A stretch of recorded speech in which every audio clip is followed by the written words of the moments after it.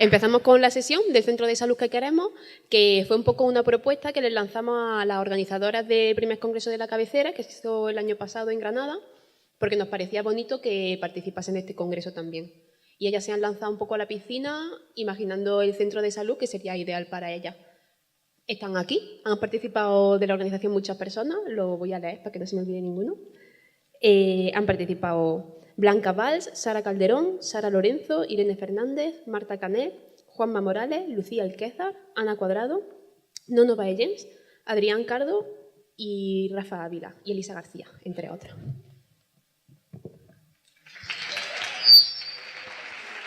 Perdón.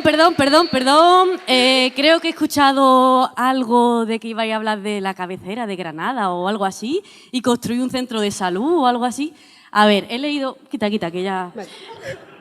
He leído por ahí que ibais a hacer, pues, no sé, una cosa muy rara, como a través del relato de 6 personas construir algo. Entonces, bueno, siento deciros que no, que ha habido un imprevisto y os voy a contar lo que ha pasado. Bueno, como veis, yo tengo una corbata, ¿vale? Y eso no es casualidad, eso es porque unas personas que no solamente tienen corbata, sino que son grandes, tienen corbata y sombrero, pues me hicieron así. Y entonces, pues de repente tengo un cargo. Y os voy a decir el cargo que me han dado, porque todavía no he sido capaz de aprendérmelo. A ver, es que es tan largo que cuesta. De repente soy vicesubroncosauria sistemáticamente consejera del Servicio Gerencial Intendente de Sanidad. Esto, si alguien lo quiere, bye. Entonces, bueno, pues os explico un poco. ¿Se ve? Bien. Os voy a explicar. En ese cargo, hoy me han hecho mi primer encargo. Me han dicho, tienes una misión. Y la misión se llama PMPU del CS2Q. Entonces, antes de nada, deciros que yo pensaba echaros, porque quería el aula para mí, como esto era un imprevisto, pues bueno, puedo decir que fuera, ¿no? Pero he pensado que mejor os podéis quedar conmigo y me vais a ayudar. Así que tenéis que estar súper atentas y súper atentos, cogiendo nota de todo, porque luego hay preguntas y tengo una varita mágica que además al que se duerme pues le puedo despertar, ¿vale? Entonces, a mí me dijeron PMPU del CS2Q, pues vale, me quedo igual, pero como me vais a ayudar os voy a decir lo que es, ¿vale? Es el programa modelo del paquete único del centro de salud que queremos. Entonces, no hace falta. Gracias, público fácil. Entonces, bueno, pues yo me pregunto qué querían con esto, ¿no? Pues resulta que además, si había estado en la charla de antes, os acordaréis, que esta gente grande pues se han enterado que hay un 40 aniversario de una cosa que pasó en Alma-Ata, la atención primaria, todo muy bonito. Y bueno, y quieren hacer como una especie de homenaje y entonces quieren implantar un sistema nuevo en los centros de salud. Y entonces pues me lo han encargado a mí, que no tengo ni idea. Total, que yo me he puesto a leer y menos mal que también he estado en la charla de antes, porque así ya conozco a este hombre y vosotros también lo conocéis. Julian Tudor Hart es un señor que aparte de tener pinta de marinero y ser súper entrañable, está en Gales y bueno, aparte de todo lo que nos han contado antes, pues me ha parecido fascinante su biografía, os la recomiendo a todos y todas. Y bueno, y un relato que él tiene de estas cosas que yo he estado leyendo, pues que me ha parecido crucial para decir, esto es porque esta gente grande me ha mandado a mí a hacer el PMPU del CS2Q, ¿no? ¡Ay! Perdón. Así que es que yo veo aquí el... Como médico de familia activo en lo que era entonces una región eminentemente minera, fui invitado a hablar sobre atención primaria en Baltimore. Era una gran responsabilidad. En realidad, fui invitado por el Departamento de Salud Pública, que estaba todavía considerado por el resto de departamentos como un pequeño apéndice de la medicina clínica y la cirugía. Por supuesto, no había departamento para la atención primaria, medicina de familia o cualquier otro concepto de atención primaria. En una economía de mercado, los trabajadores de la salud cercanos a la tecnología ganan mucho dinero y nadie quiere ser el generalista o proveer de atención continuada. Antes de mi ponencia me mostraron el hospital Johns Hopkins. Al final de un pasillo había un cartel, Departamento de Atención Primaria. Mi guía estaba intrigado, nunca supo de su existencia. Seguimos la flecha y nos encontramos en el área de urgencias. Lo que vi allí es la clase de cosas que uno espera de las series televisivas sobre médicos. Niños con asma agudizado, cuyos padres nunca oyeron hablar de la diferencia entre tratamiento de prevención y agudo. Pacientes diabéticos en cetoacidosis cuya medicación no había sido revisada en años. Personas con sobrepeso y lumbalgia que nunca recibieron consejo ni fisioterapia. Ancianos con hipertensión no detectada, ingresados ahora por enfermedad cerebrovascular. Y fumadores sin ninguna consulta previa que finalmente tosen sangre. Todas estas urgencias diarias ocurrían menos frecuentemente en un país con una atención primaria desarrollada y accesible a toda la población. Of course. Bueno, esto de lo que habla Tudor Hart, ¿no? Pues como lo que tenemos claro, ¿no? Es como estas cosas, pues hace falta un sistema de atención primaria fuerte para que no ocurra, ¿no? Entonces, este texto está escrito en 1974, en 1978 tenemos el que esto se asienta, ¿no? Esta base de Alma-Ata, como han hablado antes, y luego también tenemos a Barbara Starfield, que es otra mujer que también debería de conocerse mundialmente y desde las escuelas de primaria, y bueno, ella lo que dice es que este sistema de atención primaria fuerte en el que se debe centrar la sanidad de un país, pues que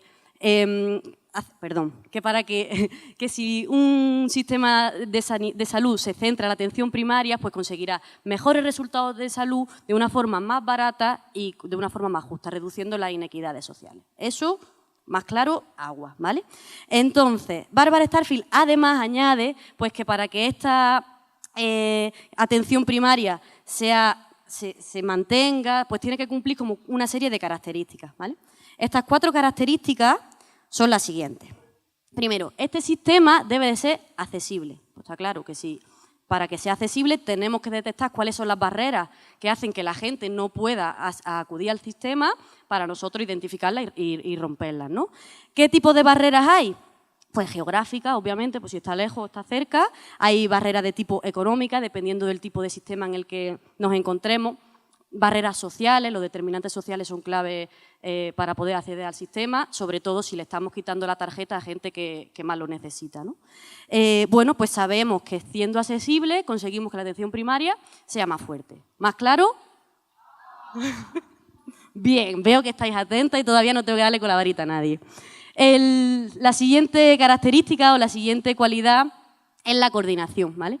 Pues obviamente en un equipo multidisciplinar tenemos que estar coordinados. Tenemos que estar coordinados entre las personas que trabajamos en el equipo, también con los hospitales, porque aunque en atención primaria resolvemos casi el 90% de las consultas y de las inquietudes, pero no somos capaces de responder todas las que son médicas, ¿no? Entonces, pues tenemos que estar coordinados con el hospital y también con la comunidad y con otros agentes sociales que trabajen en la comunidad, pues para poder resolver estas dudas. ¿Más claro?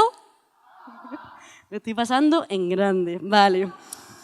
El siguiente atributo, pues, es la longitudinalidad. Claro, pues para poder estar coordinadas, para poder hacer las cosas bien y para conocer a la persona que tenemos que atender, tenemos que estar un tiempo trabajando con una misma población, ¿no?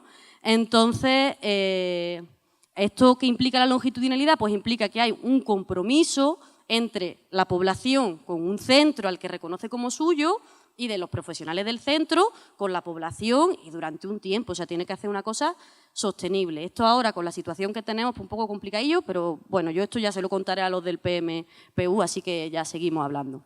Está claro que tenemos que conocer a la gente y está claro que para conseguir estos mejores resultados, pues tenemos que estar en los sitios. ¿Más claro? Vale. Y por último, tenemos la integralidad. La integralidad, que es pues la capacidad de dar directamente los servicios para las necesidades más frecuentes de la población. Entonces, tenemos que tener conocimiento, herramientas, tenemos que tener habilidades para entender lo que dice la gente y a lo que dice darle soluciones.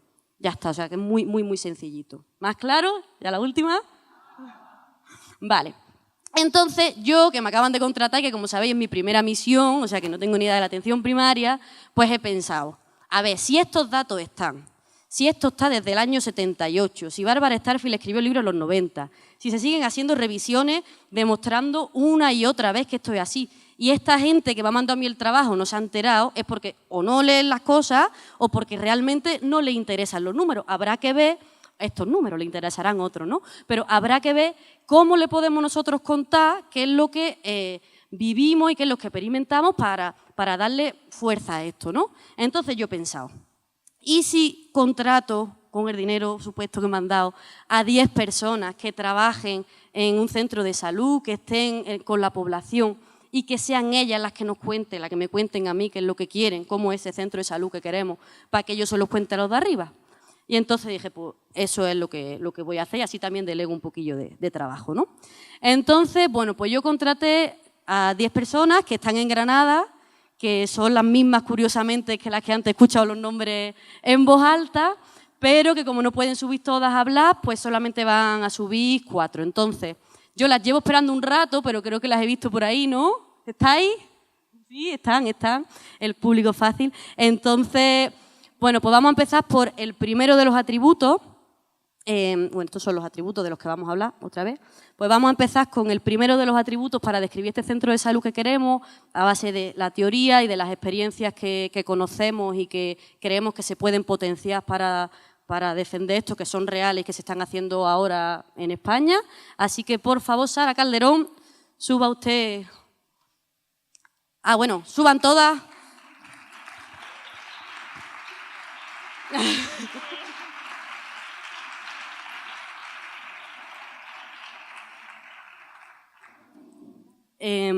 Pues la primera, Sara Calderón, que nos va a hablar de integralidad. Toma ya. Vale. Bueno, pues muchas gracias, Blanca, por encargarnos el trabajo. Bueno, cuando nos propusimos nosotras abordar el tema de la integralidad, hicimos como una primera lluvia de ideas de todos aquellos... ¿Sí? Vale, de todos aquellos servicios, ¿no?, intervenciones que entendíamos que nuestro centro de salud debía ofertar a la comunidad, ¿no? Entonces hicimos una larga lista que voy a ir un poco enumerando y que podéis ver un poco en la parte izquierda de la diapositiva, ¿no? Desde prevención cardiovascular, por supuesto, seguimiento de enfermedades crónicas, atención domiciliaria, también atención infantil, pediátrica, educación sanitaria, mapeo de activos, esto, lo otro, pues una lista enorme, larga, de atributos que casi que nos terminó enterrando, ¿no? Y bueno, un poco abrumadas también surgieron inevitablemente las siguientes preguntas que comparto aquí con vosotras. Os pregunto, ¿es la integralidad la simple suma de servicios o tareas que enumerábamos antes? ¿El éxito o la consecución de la integralidad radica en una amplia o generosa cartera de servicios? ¿La cantidad en este caso determina la calidad? Y si no es así, ¿con qué servicios nos vamos a quedar? ¿Y en base a qué criterios los vamos a ir seleccionando, ¿no? Entonces, bueno, las respuestas un poco a todas estas preguntas las fuimos encontrando en este clásico libro que se ha venido citando bastantes veces, que es de Bárbara Starfield, Atención Primaria, y ella decía o señalaba lo siguiente: la integralidad requiere que la atención primaria identifique de manera adecuada las necesidades en salud que tiene su población y comunidad para posteriormente ofrecer aquellos servicios más apropiados y más adecuados a estas necesidades identificadas, ¿no? Es decir, que el centro de salud que nosotras queremos y la atención primaria en general y su integralidad aterrizan en personas, en familias y en contextos concretos con necesidades en salud posiblemente comunes al resto de las poblaciones, pero también con necesidades particulares que cabría identificar, ¿no? Entonces, bueno, hemos querido seleccionar 2 ejemplos que dan un poco cuenta de esta necesaria flexibilidad y adaptabilidad, ¿no?, que os queríamos un poco presentar. La primera de ellas sería esta que está en la izquierda de la diapositiva, es el Centro de Salud de Cartuja, en Granada, y en concreto la Unidad de Atención Familiar 3, que está compuesta por Isabel, la enfermera, Pilar, la médica, y Lucía Peinado, la residente. Entonces, en un contexto de elevada incidencia de IVES y de embarazo adolescente, con una privación socioeconómica bastante importante, se decide organizar una consulta de planificación familiar donde se insertan DIUs, implantes subcutáneos y además hace seguimiento del embarazo de forma casi semanal, ¿no?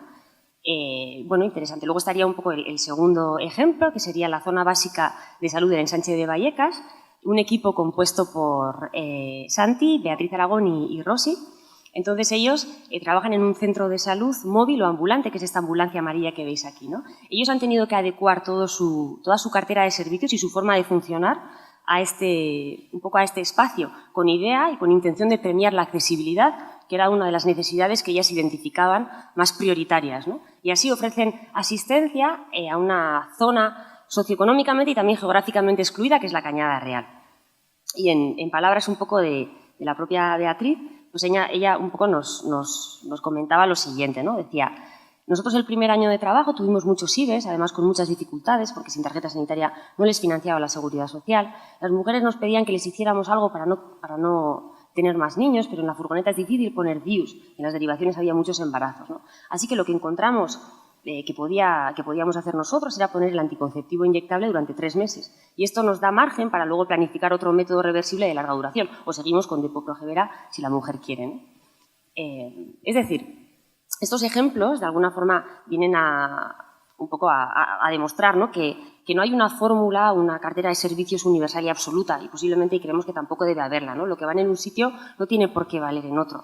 Acercar, por ejemplo, la anticoncepción a la primera línea asistencial puede ser una buenísima estrategia en un contexto de alta incidencia de IBES, de embarazo adolescente, incluso población joven, en una población envejecida, donde quizá voy a poder poner un DIU cada 3 años, igual resulte más conveniente tener una buena coordinación con un segundo nivel asistencial y que el servicio de ginecología en un momento dado me resulte accesible, ¿no?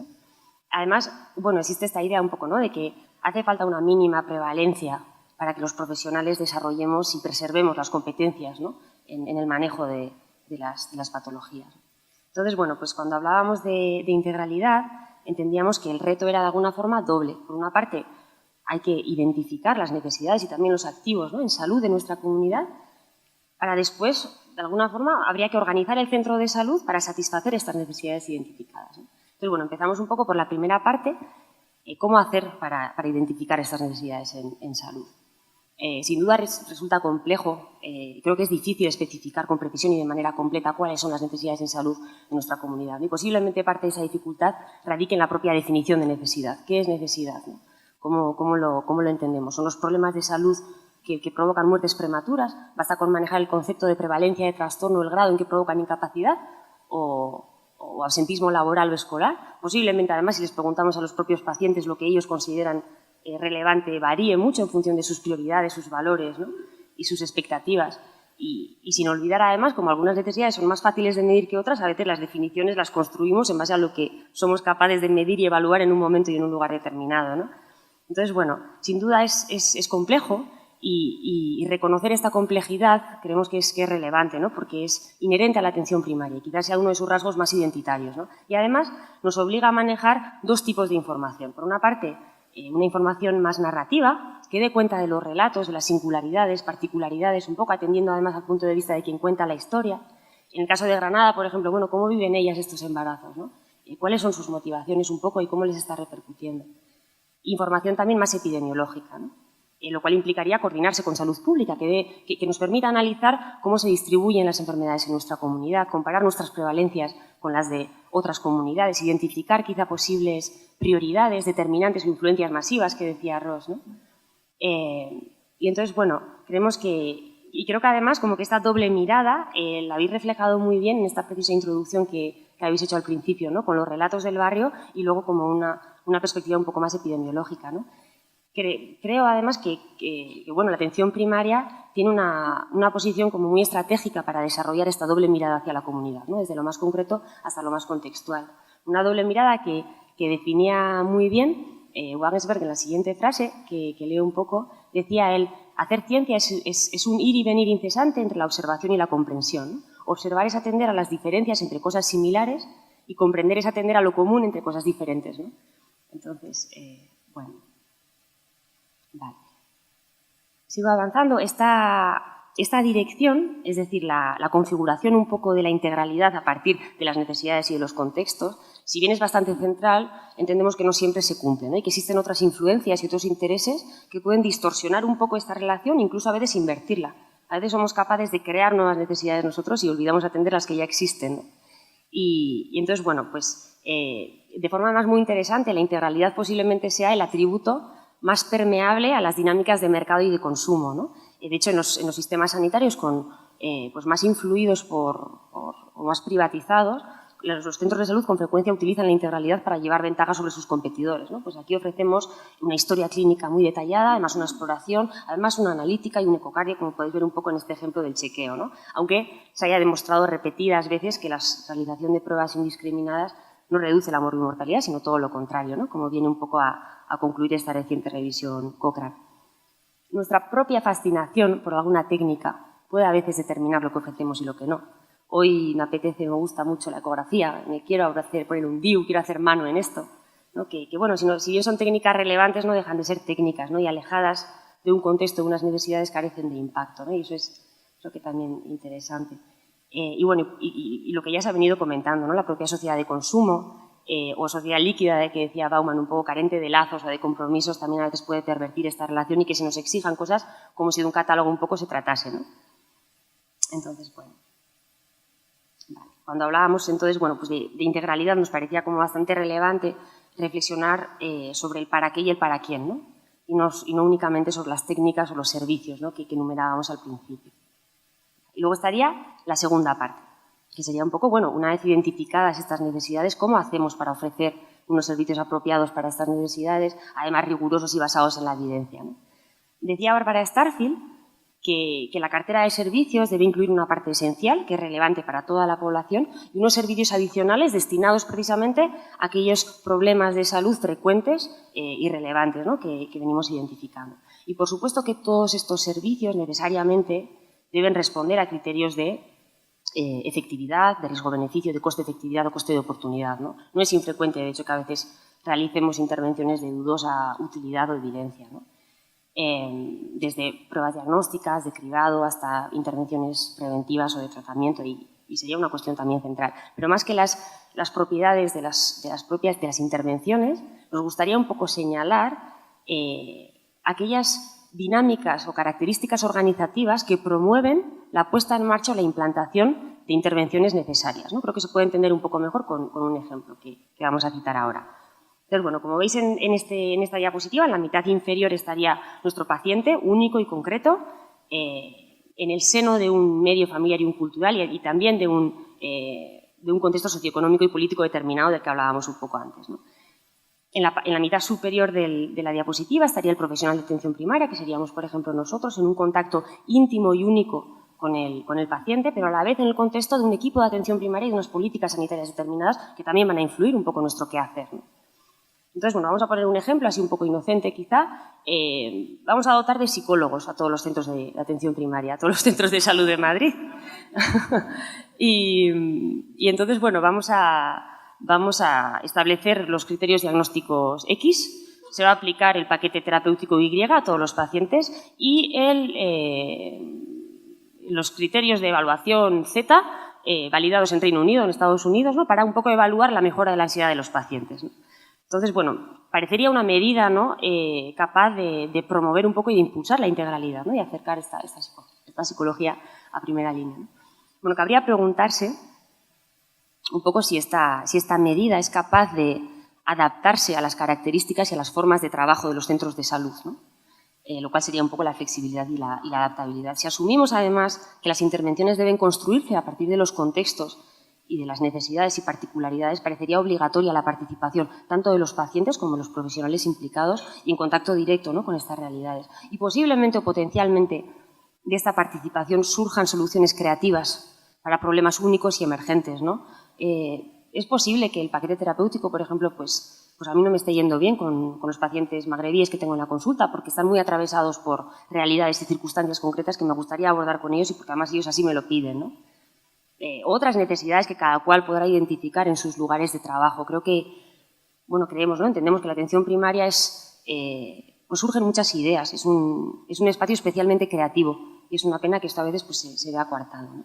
A esto Greenhalgh lo llama capacidad de absorción y dice cómo el apoyo a las dinámicas emergentes y locales es un factor mucho más decisivo a la hora de conseguir integralidad que las directivas más descendentes o los programas de salud más verticales, ¿no?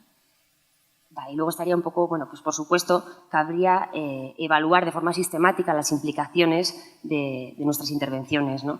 Que es lo que entiendo que pretende el cuestionario X, que hemos dicho antes, o Z. Por una parte, los resultados en salud que se obtengan y también las características propias del proceso, ¿no? Desde las perspectivas un poco más sociotécnicas existe esta idea de que las intervenciones en un papel, los protocolos, son siempre y por definición incompletos, ¿no? Que se terminan de configurar cuando aterrizan en el terreno y entran en contacto con estas complejas y heterogéneas realidades, ¿no? A partir de estos contactos, las intervenciones necesariamente deben ser repensadas y mejoradas en un proceso de adaptación continuo, ¿no? Entonces, bueno, pues toda esta información que va surgiendo necesariamente tiene que recogerse. Vale. Y bueno, luego también hemos identificado en las esferas un poco más relativas a la gestión sanitaria otras cuantas características también importantes para la integralidad. No vamos a explicarlas todas ellas, ¿no? Y además podéis encontrar la información en esta revisión sistemática, que está muy interesante. Quizás y rescatar la organización de aprendizaje, que nos ha parecido un concepto muy relevante y que determina el buen funcionamiento del resto de las características, sería un poco hacer referencia a la existencia de espacios de reflexión y de intercambio de conocimiento en las organizaciones, ¿no? Donde poder compartir las dudas, los errores, las percepciones y también los aprendizajes, ¿no? Bueno, pues a mí esto de los psicólogos parece que no me está funcionando con este tipo de pacientes, ¿no? Y además los criterios de derivación me parecen muy engorrosos y no, qué sé yo, ¿no? Pues cantidad de información que surge de la propia implantación de las intervenciones y que tiene que recogerse, ¿no? Entonces, bueno. Ya para terminar, queríamos un poco señalar estas dos formas de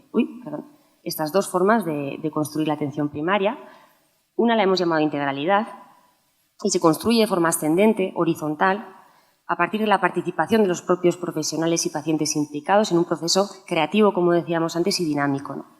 Y la otra la hemos llamado paquete sanitario, que con frecuencia suele venir disfrazado de siglas similares a los que Blanca comentaba un poco al principio, que se caracteriza por ser descendente, vertical, premiar precisamente la reproducibilidad o repetibilidad de las intervenciones, su homogeneización casi, ¿no? Y donde los profesionales terminamos ejecutando o verificando en un proceso más bien estático, ¿no? Entonces, bueno, pues la integralidad que definía Starfield y que además promueve salud y disminuye inequidades, entendemos que recoge estas primeras características, ¿no? Y ya para concluir un poco, pues nos gustaría rescatar los diferentes conceptos que hemos ido introduciendo en estos 5 puntos, que sería un poco, bueno, pues lo que hemos dicho, ¿no? La integralidad debe evaluarse examinando la variedad de servicios disponibles, que es una característica estructural, y la identificación de las necesidades, que es una característica de proceso, que la identificación de estas necesidades de salud requiere una doble mirada que permita distinguir sin desarticular y asociar sin reducir, que decía Edgar Morin. La gama de servicios disponible debería incluir una parte esencial aplicable a toda la población y servicios adicionales destinados a satisfacer necesidades específicas y frecuentes. El apoyo, además, a las dinámicas locales y emergentes es un factor mucho más decisivo a la hora de promover integralidad que directivas más descendentes. Y ya por último, pues que la integralidad se configura siempre a través de la participación de los profesionales y pacientes implicados en un proceso creativo y necesariamente dinámico. Y ya está. Muy contenta.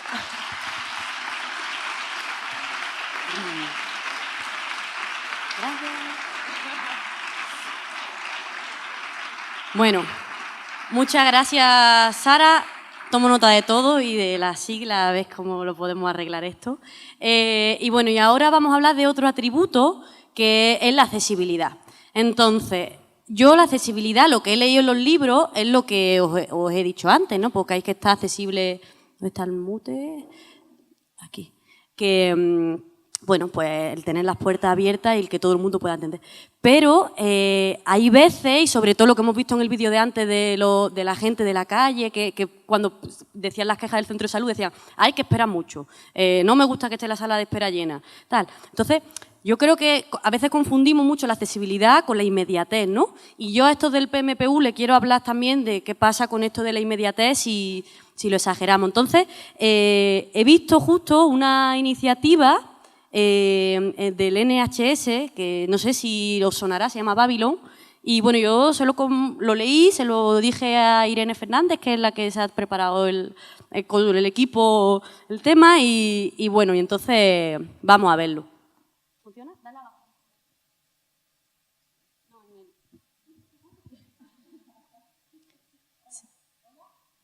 O si no, Irene, si te quieres poner aquí... Ah, vale, espérate, te cambio. Hola, vale. Entonces, se trata de un vídeo promocional de una aplicación, otro momento spam, como decía antes Javier Segura, ¿vale? Es una aplicación sanitaria que, bueno, no sabemos qué vinculación tiene con el NHS, pero parece que al menos usa la base de datos del NHS. A los de aquí os voy a dar la espalda porque como voy a narrar, voy a leer y voy a mirar el vídeo, ¿vale? Lo siento. No, está bien. Y dice así, sin música ni nada, dice: enfermar ya es difícil, pero acceder a los servicios sanitarios médicos lo es aún más. Hay una larga espera para conseguir cita, especialmente cuando necesitas ver al especialista o al terapeuta. Trasladarse hasta el centro de salud, hasta el centro sanitario, es una pérdida de tiempo, sumándole el que se pasa en la sala de espera, ya sea para ti o para la gente a la que cuida. Te presentamos esta aplicación que hace más fácil el sistema sanitario, dándote acceso inmediato a servicios médicos como el médico de familia, a través de tu teléfono móvil, tablet o web. 7 días a la semana, 12 horas al día. Reserva tu videoconsulta en segundos, que me he perdido, para el momento que mejor se adapte a ti. Todos los médicos que te atenderán están colegiados y tienen de media 10 años de experiencia profesional. Si necesitas una prescripción, esta se enviará directamente a tu farmacia local, donde la puedes recoger en 1 hora o a tu casa o a la oficina. Alternativamente, recibe consejo médico inmediato, instantáneo, en cualquier momento del día o de la noche, simplemente respondiendo a las preguntas sobre tus síntomas, gracias a nuestra inteligencia médica artificial acreditada por más de 100 médicos. Si lo que necesitas es hacer una pregunta relacionada con la salud, puedes escribir a nuestros clínicos, adjuntar una fotografía si hace falta y obtener una respuesta rápida. La aplicación también controla tu salud y bienestar, ayudándoos a ti y a tu médico a monitorizar tu actividad diaria y tus funciones corporales. También puedes sincronizarlo con otras apps de salud o dispositivos. Consigue consejo médico y claro si estás en la oficina, mientras estás de viaje o incluso en la comodidad de tu sofá. La aplicación te da el control de tu propia salud, al ayudarte a medir tus niveles de azúcar, hormonas, colesterol alto y diabetes. Ordena un kit de análisis, envía la muestra y mira tus resultados directamente desde el móvil, con la seguridad de que esta información está encriptada. También puedes elegir enseñarle a tu médico general las videoconsultas que has tenido o volver a reproducirla una y otra vez. Bueno, eso es mío. Ya está. Y dice, a diferencia de la sanidad tradicional, nosotros siempre introducimos nuevos y mejores avances adaptándonos a lo que la gente necesita. Para más información, visita bla, bla, bla, no sé qué, no sé cuánto, ¿no? Bueno, y ya sí que me voy para allá. A ver si me caigo.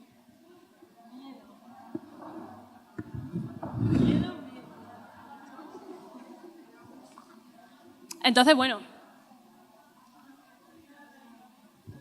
esta aplicación parece que se ha creado como con la conveniencia o con el beneplácito, gracias por ahí, del NHS, ¿no? Y bueno, vemos aquí que muy bien, la accesibilidad en el centro de salud que queremos, pues parece que es para recibir una atención sin espera, que cuando me surja un problema de salud sea inmediata y rápida, que el sistema se adapte a ti y tú no te tengas que adaptar al sistema en el momento que tú quieras, si es necesario 24 horas, los 7 días a la semana, pues que sea así, que te atiendan los profesionales que tú elijas, desde la comodidad de un sofá, sin sala de espera, sin gente enferma alrededor y, por supuesto, que te den lo que tú creas que necesitas, sea adecuado o no, da igual. Bueno, entonces, aquí surge un concepto erróneo en el que se confunde accesibilidad con inmediatez, ¿no? Entonces, esto, ¿por qué creo que es necesario analizarlo? Bueno, pues creo que da lugar a una babilonización, que es como se llama esta aplicación, o una uberización, a una globización, como sea, de la sanidad, ¿no? Y esto pone un poquito en riesgo a la propia accesibilidad, porque se deja de entender como debería ser, y pone además en riesgo a los demás atributos de la atención primaria.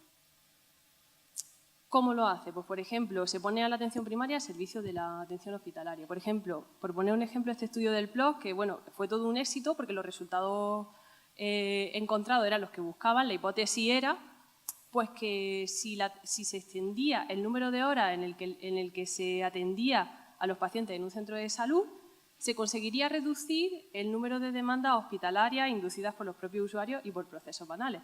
Fue un éxito porque esa pregunta se diseñó, pues eso, que se abrió un centro de salud más tiempo y efectivamente se redujo un 25% el número de consultas en urgencias hospitalarias, ¿no? Bueno, no sé si esa es la pregunta adecuada y no sé si ese es el objetivo de todo esto.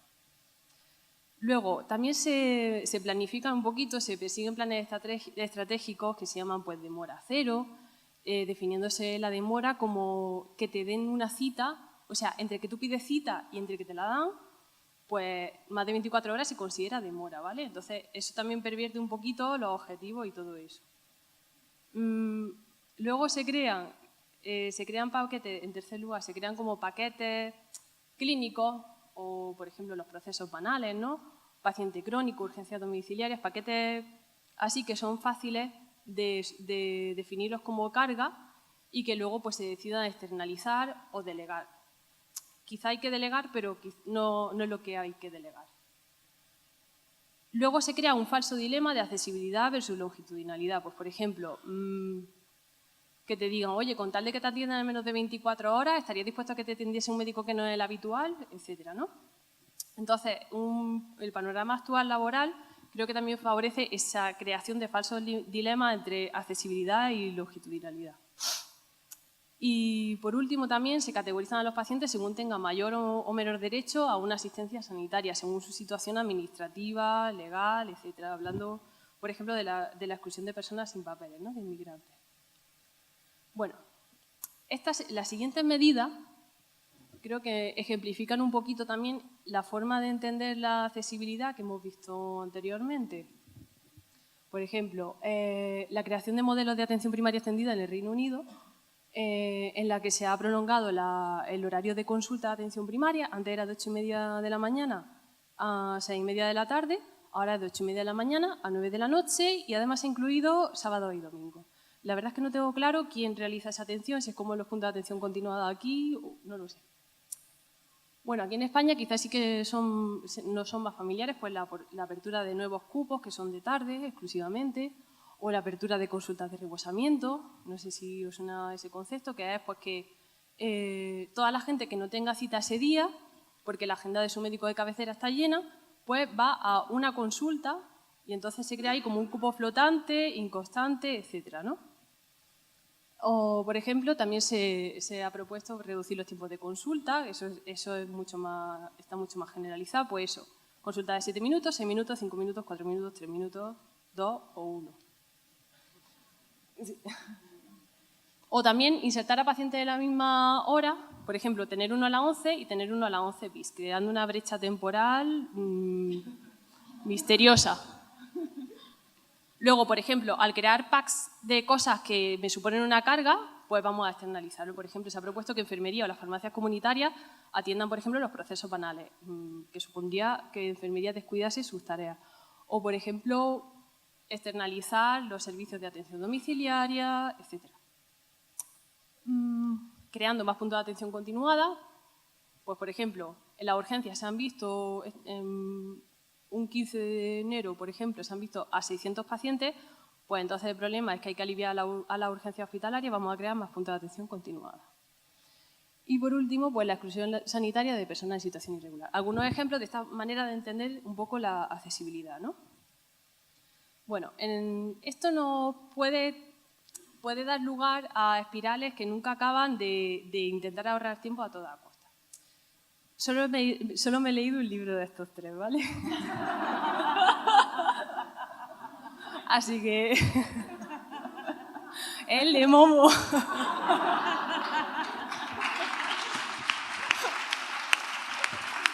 Tenía que decirlo porque luego me preguntáis cosas y ¿para qué? Bueno, el libro de Momo hay un capítulo que dice... El capítulo creo que se titula, que creo que el ejemplo, que está muy bien elegidas las palabras, que dice... Las cuentas están equivocadas, pero cuadran. Entonces, en ese capítulo, un hombre que trabaja para la Caja de Ahorros del Tiempo, un hombre gris, se acerca a la barbería de Fusi y entonces intenta convencerle de que se haga de la Caja de Ahorros del Tiempo. Y le dice, señor Fusi, a usted le quedan 9 millones de segundos de vida. Y el señor Fusi, muy bien, muy bien. Y no es un chiste, ¿vale?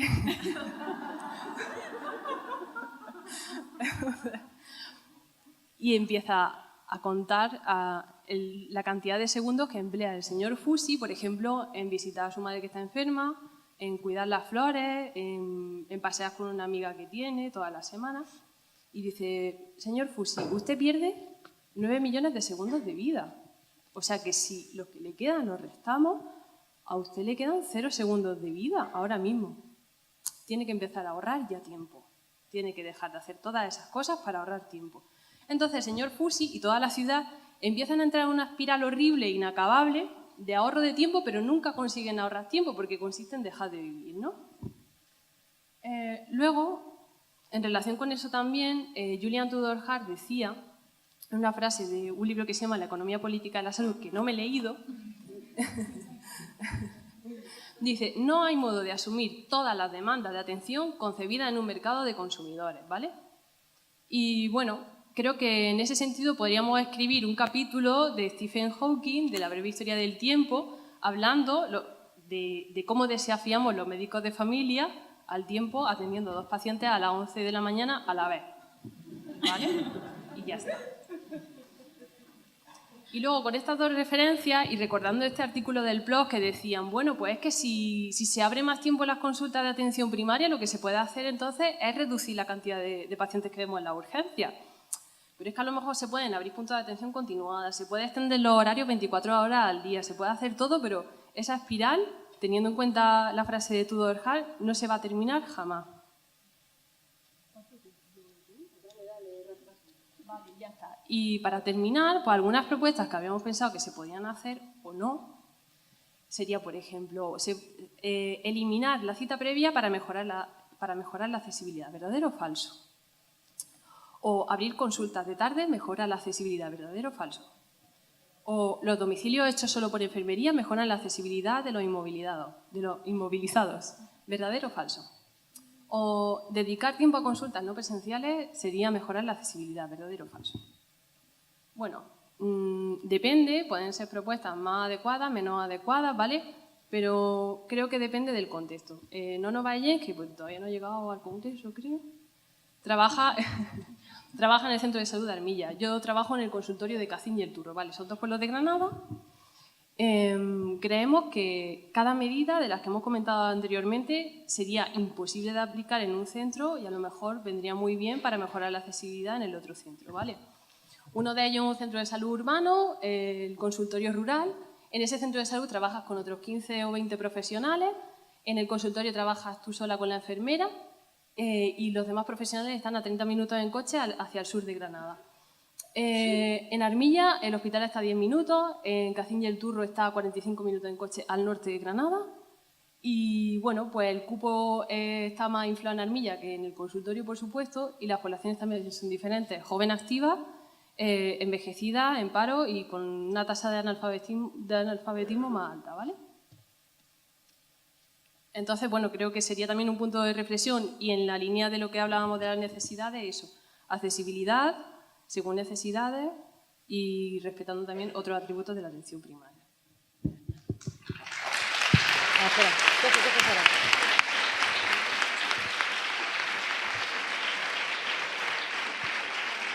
Bueno, muchas gracias, Irene. También tomo datos y nota de todo. Bueno, decís que no lo he dicho antes, que Irene está saliente de guardia, o sea que tiene un mérito extra por estar aquí. Ahora...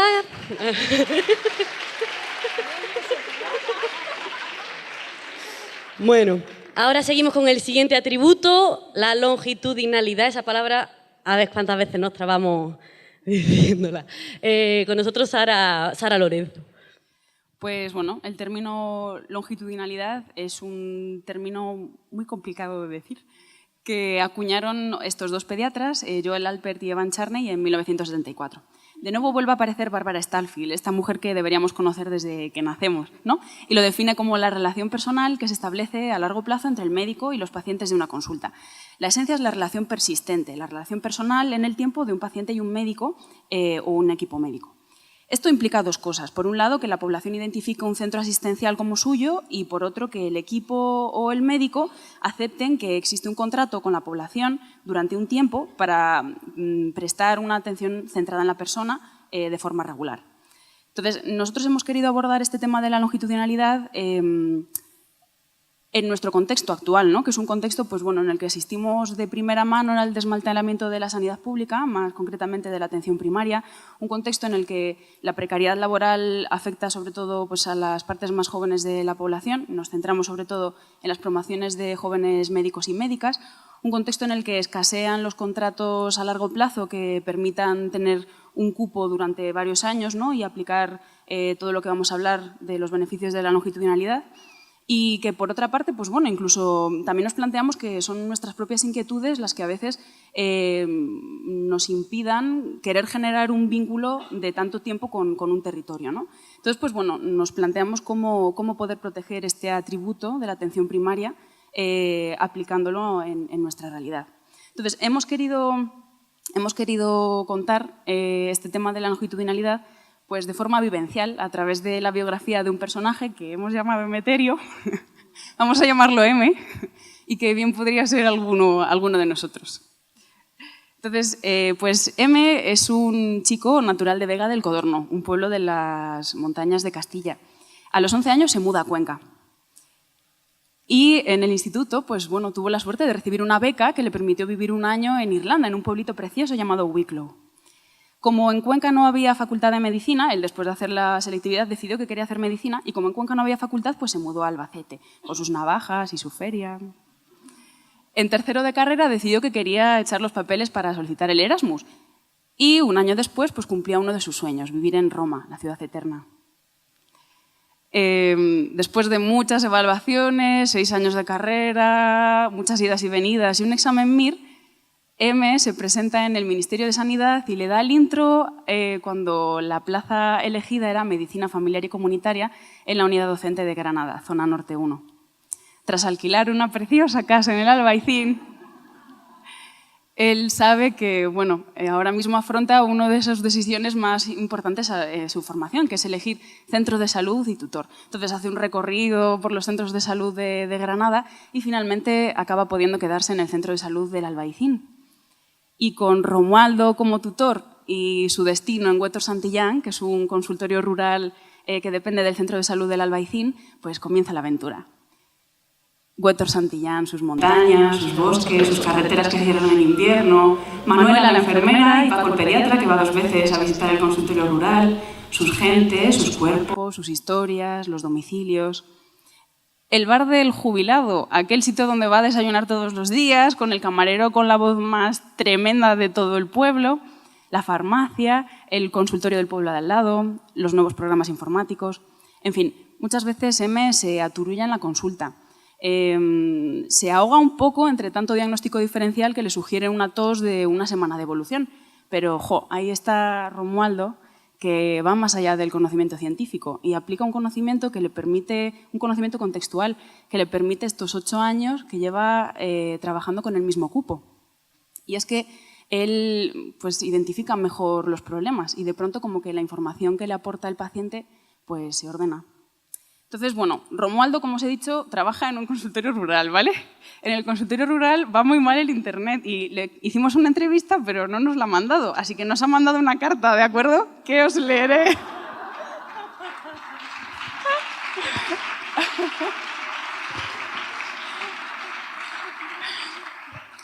Y nos ha dicho que la longitudinalidad es lo que permite darle un significado más acertado a la información. No es lo mismo interpretar una tos en una persona que conoces desde hace mucho tiempo que de alguien que es recién conocido. Puede ser una alergia, puede ser un catarro, puede ser un cáncer. En función de lo que conozcas de esa persona vas a seleccionar una de estas opciones en primer lugar. Es la longitudinalidad lo que te permite entender la angustia vital de cada persona que se siente enferma. Pues bueno, fue a través de Romualdo que conoció esta palabra tan infernal de pronunciar y conoció a través de él pues, el libro de Barbara Starfield, la de atención primaria. Y a través de este libro pues, todas las bondades que le oferta la longitudinalidad en su relación con los pacientes. Y bueno, pues como que M de pronto pues, le da por imaginarse a sí mismo en 10 años. Si realmente podrá conseguir un trabajo estable que le permita un cupo fijo a través del cual pueda desarrollar todas estas bondades de la longitudinalidad y que ha visto durante tanto tiempo en la relación de su tutor con sus pacientes.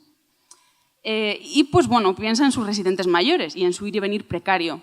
Piensa en Lorena, que es su R mayor, lleva ya 4 años siendo adjunta y en el último año ha encadenado nada más y nada menos que 12 contratos en distintos sitios de la geografía granadina. Que son más de los que su propio tutor ha hecho en toda su vida.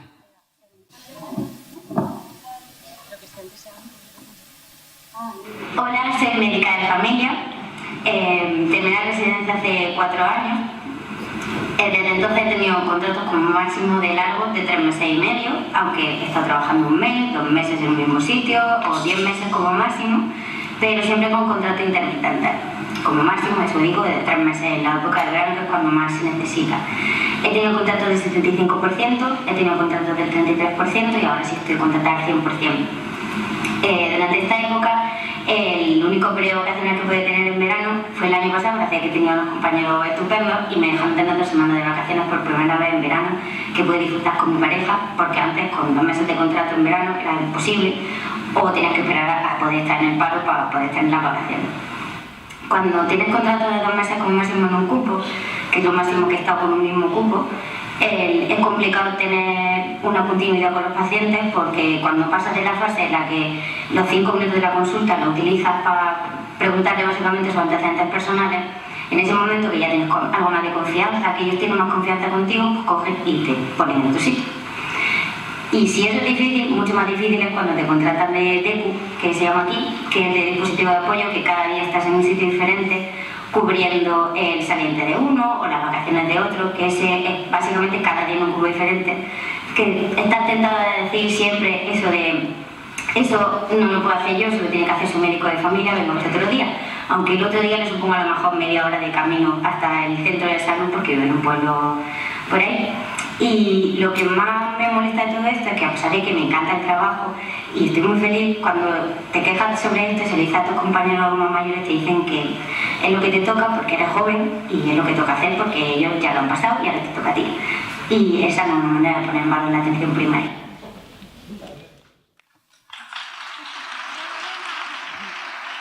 Bravo, Lorena, bravo. Pues bueno, identifica la precariedad laboral como una de las amenazas de la longitudinalidad, ¿no? Pero bueno, por otra parte piensa también, salvo su ciudad natal, realmente ninguna otra ciudad lo ha conocido más de 3 años. Y realmente es lo que quiere, el arraigarse a un lugar, que es de sus inquietudes y de los viajes y esas otras experiencias que puede ir cosechando independientemente de su relación laboral, ¿no? No desear una estabilidad en la vida profesional de una o de uno, al menos no en unos términos clásicos de un trabajo fijo, en un cupo estable durante toda una carrera profesional, no es necesariamente resignarse a la situación laboral del mundo actual.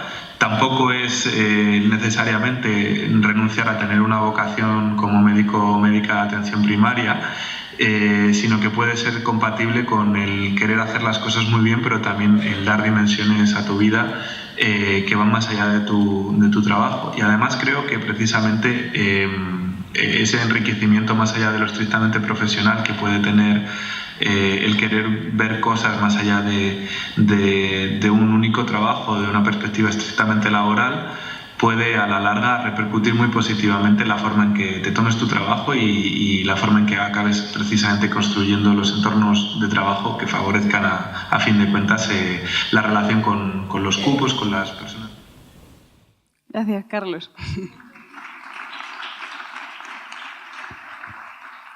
Pues bueno, como entenderéis, me está lleno de interrogantes y pues por suerte o por desgracia la residencia se acaba y empieza a encadenar un contrato tras otro. Acaba pues como su residente mayor, conociendo más pueblos y más centros de salud de los que jamás hubiera imaginado. Unas veces en un centro de salud donde tuvo que atender hasta 60 pacientes en un día, otros escasamente 12. En algunos centros de salud con una capacidad y una posibilidad de realizar proyectos de prevención, de promoción de la salud y de domicilios increíbles, y en otros pues esto era prácticamente imposible. Entonces, pues bueno, en este ir y venir de recuerdos y de ideas, se acuerda de una entrevista en particular pues que le hizo sospechar que pues algo no iba bien. Hola, pues estoy muy embarazada. Empecé el seguimiento del embarazo en el centro de salud con el médico de familia, pero para mi sorpresa pues han sido 3 los médicos de familia que han estado a lo largo del embarazo. Y bueno, no sé si eso está bien o mal, pero no es lo que yo quiero para mi bebé. Así que fui a una clínica privada, Conocí al doctor Imanol y él es quien me acompaña siempre, mi ginecólogo de cabecera y de confianza.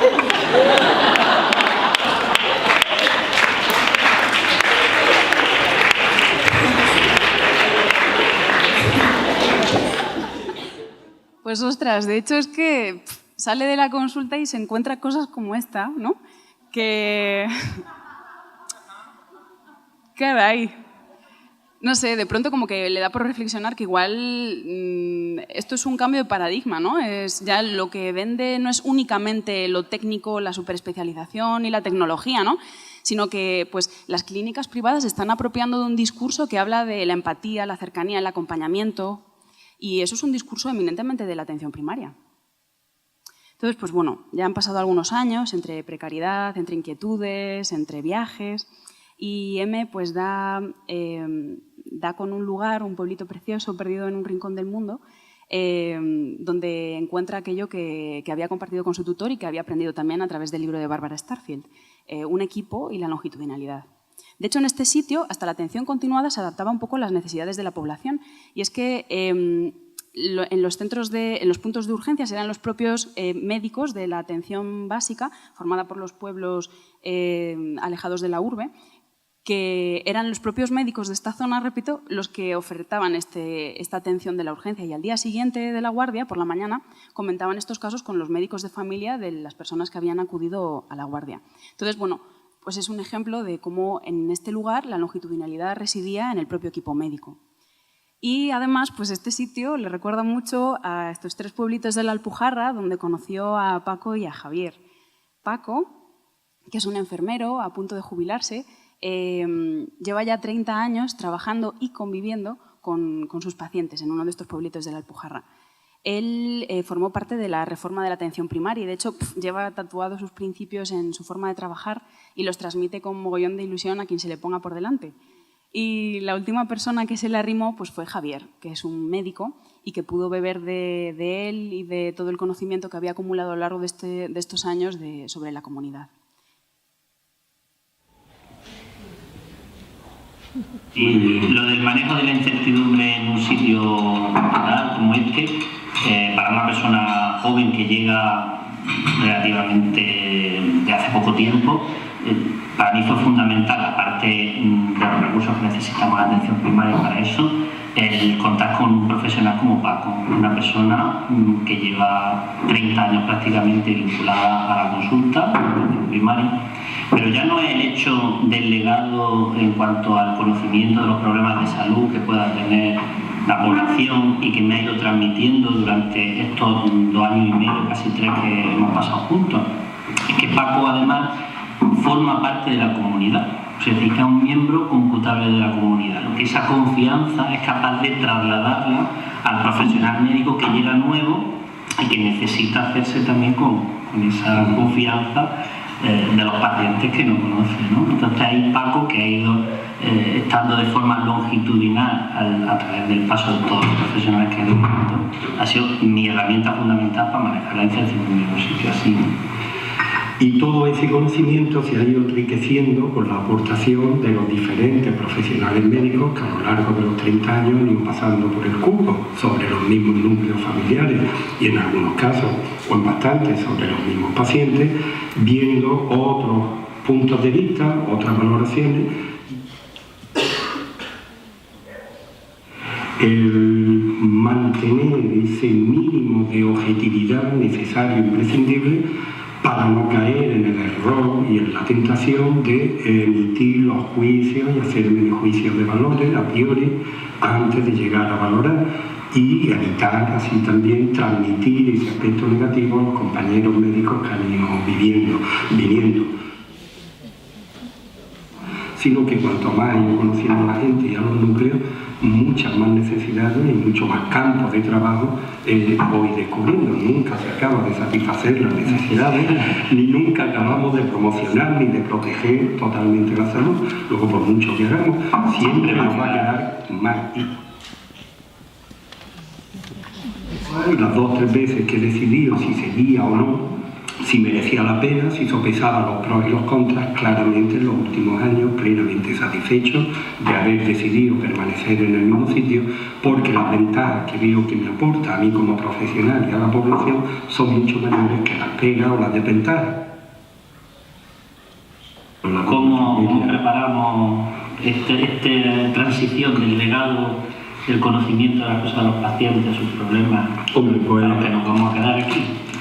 En nuestro caso, yo entiendo que ya está más que resuelto, porque lo que es lo fundamental, lo básico, lo que pueda resultar trascendente, tanto de pacientes como de los distintos núcleos familiares dentro de eso, es algo que ya dominas, que conoces, que controlas, que somos coincidentes en la mayoría de los casos, en la valoración que hacemos, y en ese sentido, pues yo mi jubilación voy totalmente tranquilo porque queda el médico perfectamente al tanto de todo. Yo creo que el hecho de que hayamos estado tratando cada caso siempre en equipo, tomando las decisiones al 50%, ¿verdad? Bueno, para mí... Sin que uno no diera un paso sin que el otro lo supiera, ¿no? Yo creo que eso ha sido para mí para asimilar completamente todo este trasvase de información. Para mí ha sido, pues eso, como en la última trayectoria, como al que le toca la lotería, pero lo que sí me queda claro es que si eso soy capaz de plasmar en la historia digital, queda asegurado lo que yo tuviera que transmitir o decir a los futuros profesionales. Y ese relevo lo puedo abarcar. Pues bueno, después de...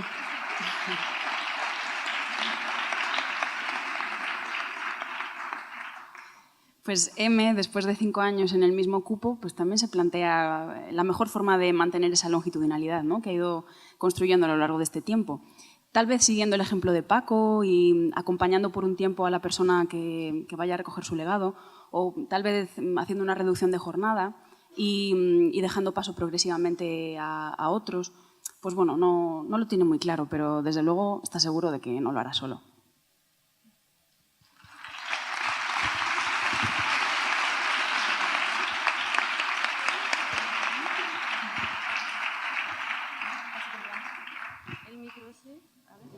¿Ya? Sí. Bueno, muchas gracias, se lo a Marta, sí. Muchas gracias, Sara. Ya el último de los atributos, que en este caso lo va a presentar Marta Canés, que es sobre la coordinación.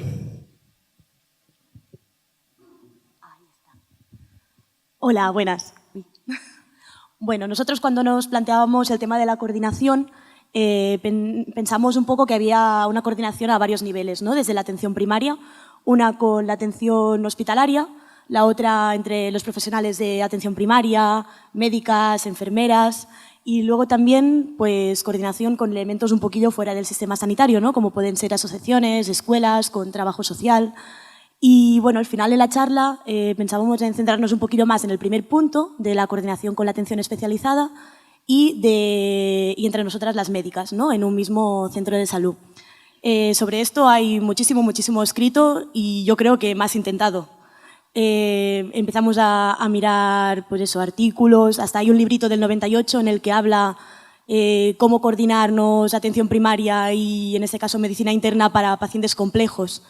¿No? Pero más que hablar de eso, de teoría, pensamos en mostrar experiencias, en recorrernos un poquito la península para ver cómo lo hace la gente y un poquillo qué es lo que piensa. Y para así pues revisar un poquillo cómo lo hacemos nosotros o qué es lo que pensamos nosotros y eso, qué podemos cambiar o cómo podemos mejorar. Entonces eso, empezamos a viajar y nuestra primera parada fue en Barcelona con 2 residentes del CAP El Carmel y que nos han contado un poquillo pues qué es lo que piensan ellos en tanto a la relación con la atención hospitalaria. ¡Ay!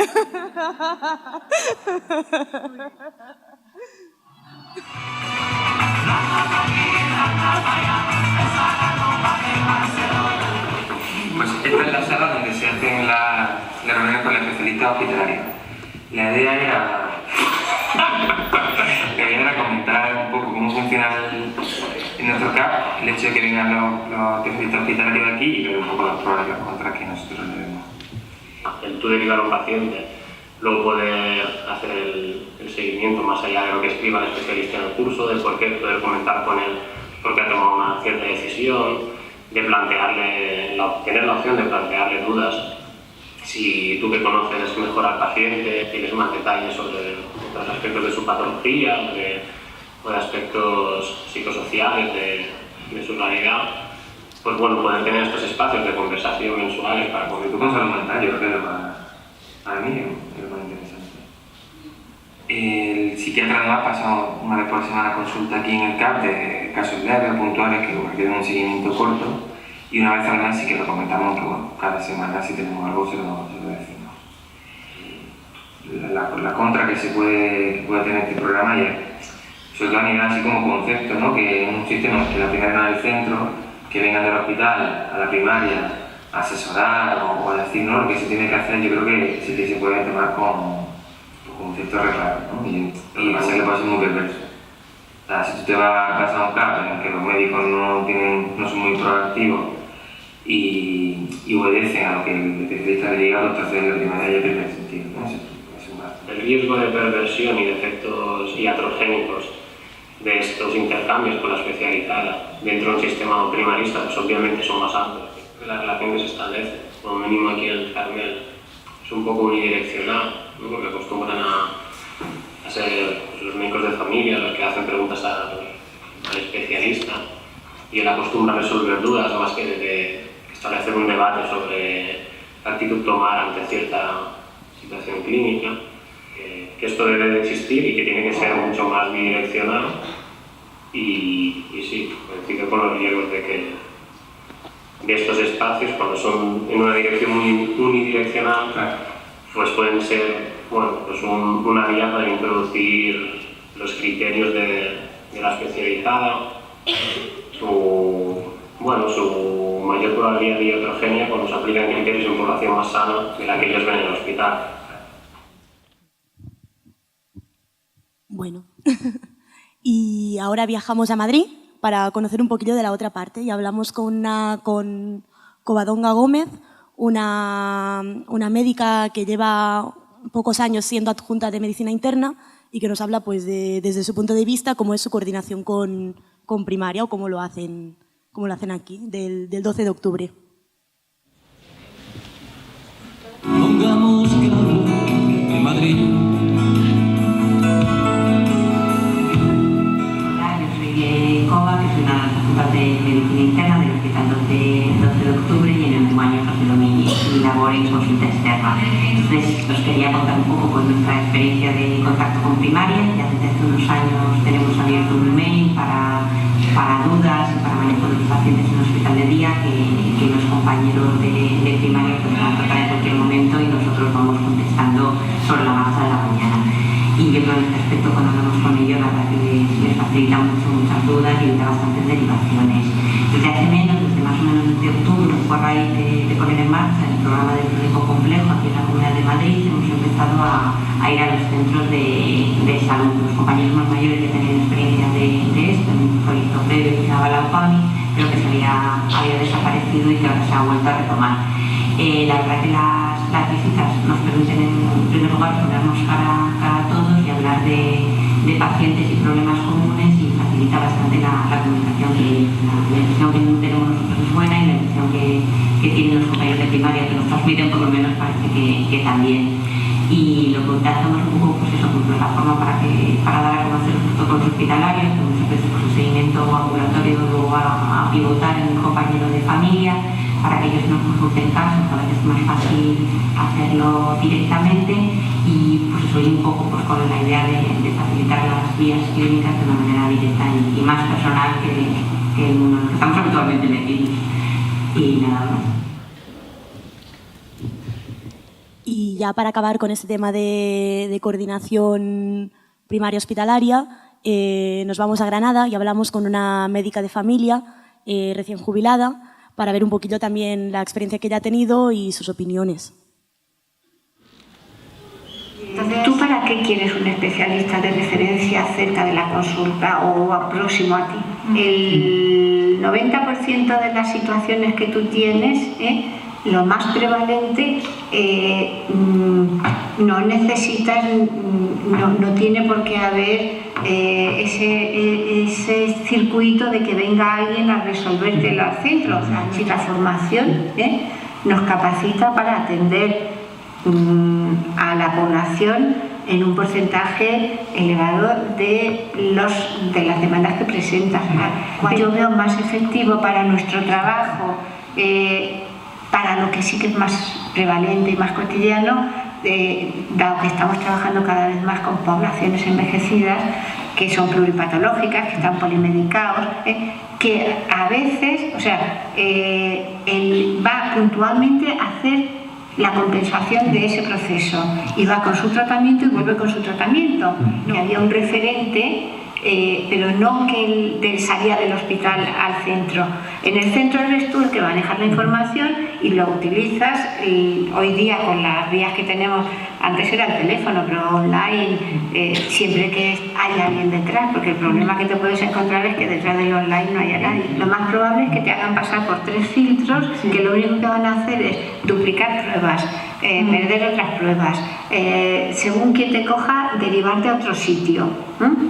Centrar la atención en los pacientes y no en los servicios o no en la organización de esa consulta magnífica de pacientes pluripatológicos no sería una organización hecha desde el hospital, sino sería una organización hecha conjuntamente y teniendo en cuenta... Te voy a coordinar. Eso de comunicación ahí...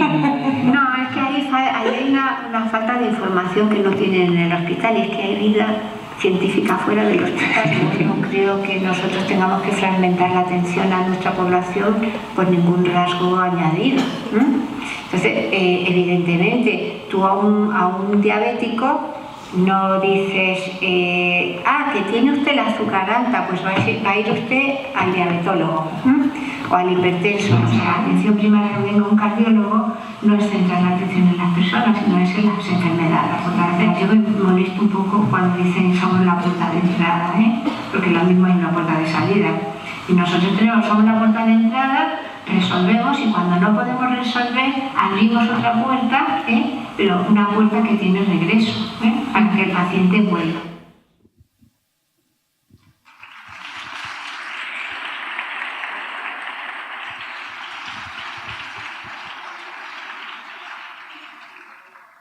Bueno, y para mirar cómo nos coordinamos con otra gente, también tenemos que ver cómo nos coordinamos entre nosotros, ¿no? Entre las médicas del mismo centro de salud. Entonces, hemos puesto 2 ejemplos. El primero es un médico de un centro de salud rural, de un pueblo del centro de Cataluña, cercano a Vic, que tiene una manera muy particular de organizarse en su centro de salud, porque son 2 médicas y no tienen 2 cupos, sino que decidieron tener un único cupo con 2 médicas trabajando pues a tiempo completo, y nos comenta un poco pues su experiencia. San Julián de Vilatorta es una población que tiene 3.100 habitantes. Desde hace aproximadamente unos 10 años, en el momento en que obtuvimos la posibilidad de ser 2 médicos en la misma población, decidimos no dividir la población en 2 cupos, sino mantener un solo cupo para los 2 médicos. Cada día la administrativa crea una agenda con una lista única de pacientes y vamos visitando alternativamente cada médico pues, al paciente siguiente de la lista. Este sistema que supone para la población supone una gran ventaja, que es la de que no conocen otro médico que a nosotros 2. Por contra, podemos perder un poquitín de atención longitudinal en el sentido de que, pese a que los 2 médicos conocemos a toda la población, algunos pacientes son más conocidos por uno de nosotros 2 y el día. El sistema requiere un gran acuerdo entre los 2 médicos en cuanto a la manera de hacer y, sobre todo, un respeto mutuo exquisito para no contradecirnos en las pautas o en la forma de atender a los pacientes.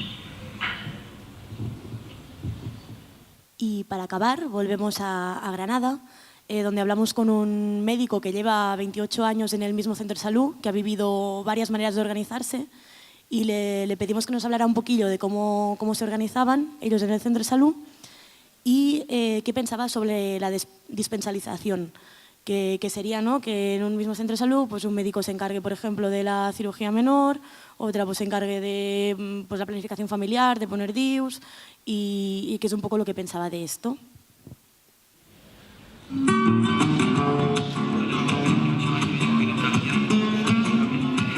modelo organizativo y el que actualmente tenemos, evidentemente no es fruto de la rutina ni es fruto de la acomodación, sino que hemos pensado que evidentemente era el mejor tanto para nosotros como profesionales como para los pacientes. Y se basa fundamentalmente en dos pilares.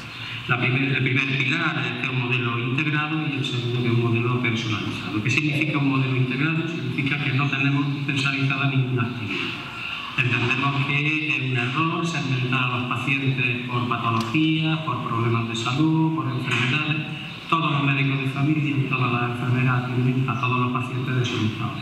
Un modelo personalizado es aquel en que todo paciente toma como referencia a un médico de familia concreto para todo tipo de problemas de salud. Y además nosotros tenemos agrupación familiar. Todas las familias, los miembros de la familia pertenecen al mismo médico de familia y al mismo enfermero. Que no fragmentamos la atención tampoco por actividades. Es decir, todas las actividades las hacemos nosotros. Creemos que este modelo tiene muchas ventajas sobre todo para los pacientes. Yo creo que la competencia, la referencia y la seguridad que tiene para ellos el dirigirse siempre al mismo profesional, para el desarrollo profesional de los médicos de familia, porque les permite ser hábiles, tener pericia y no perder competencia en ninguna de su habilidad y de sus conocimientos, también tiene ventajas desde el punto de vista docente, porque para los residentes de medicina de familia, sea cual sea el tutor o el médico de familia con el que van a realizar todo el continuum de su residencia, van a adquirir todas las habilidades, todos los conocimientos, y yo creo que tendrán una actitud mucho más positiva y mucho más activa a su especialidad, sin olvidar nunca que la medicina de familia evidentemente es la esencia misma de la profesión.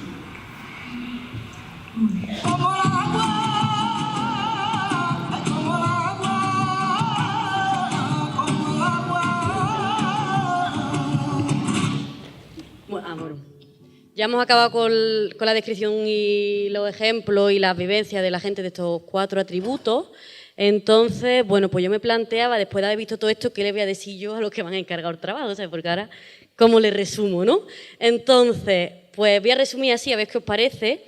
Y es que el centro de salud que queremos, CSWQ, debería poder adaptarse a las necesidades de la población, que al final es lo que llevamos diciendo todo el rato, pues a las necesidades de las personas, de las familias y de las comunidades que cada centro vaya a atender, pues también atendiendo a las características del centro.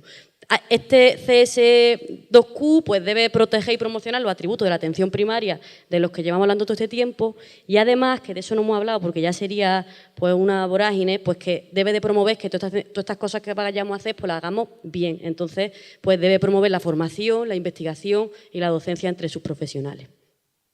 Así que, pues, ya que había aguantado todo, pues queríamos también saber un poco qué pensabais, no sé, tiempo que tenemos disponible, lo que sea.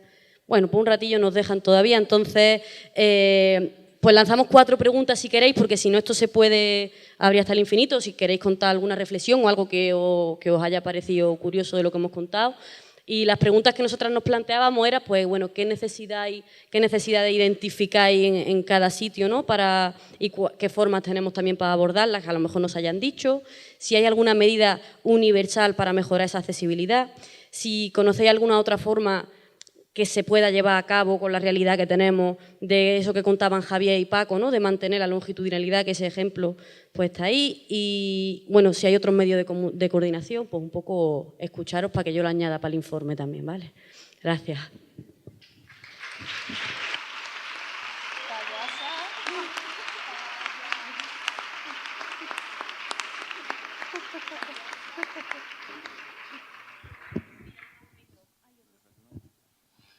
Pues eso, ¿alguien que se anime a empezar?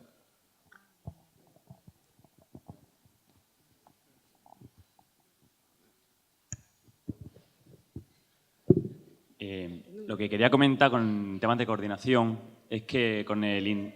Sí, soy Javi Ramírez, soy R1 de familia en Almería.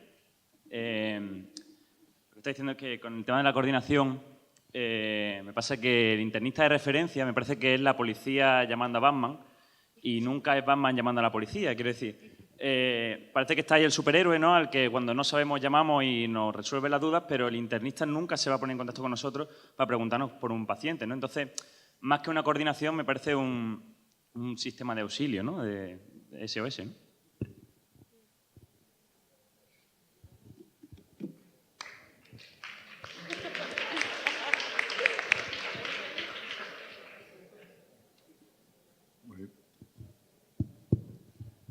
Muy bien, muchas gracias. ¿Alguien quiere responder?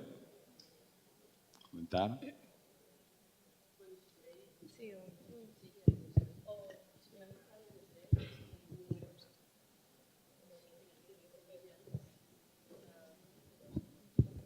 Hola, yo soy Juanma, soy recién en Granada y bueno, quería contar una pequeña historia de una que no hemos podido incluir en el apartado de coordinación. Pues yo ahora tengo 2 tercios de tutor y 1 tercio de tutora, que el tercio es Blanquita. Y bueno, que me está pareciendo una experiencia muy enriquecedora porque lunes, martes y miércoles paso consulta con Federico y jueves y viernes con Blanca. Y entonces yo soy un poco el vínculo, un poco la bisagra y bueno, lo que pasa el miércoles se lo cuento a Blanca el jueves, lo que pasa el viernes se lo cuento a Fede el lunes. Y creo que quizá esos modelos que quizá profesionales que están ya en los últimos años de su carrera y quieren reducir su jornada, reducir las horas que pasan trabajando y a la vez dan entrada a profesionales que lo ideal sería que en un futuro pudieran continuar con esa consulta. Y bueno, me parece que tampoco es tan difícil si se lo plantean bien. Y nada, que yo lo disfruto.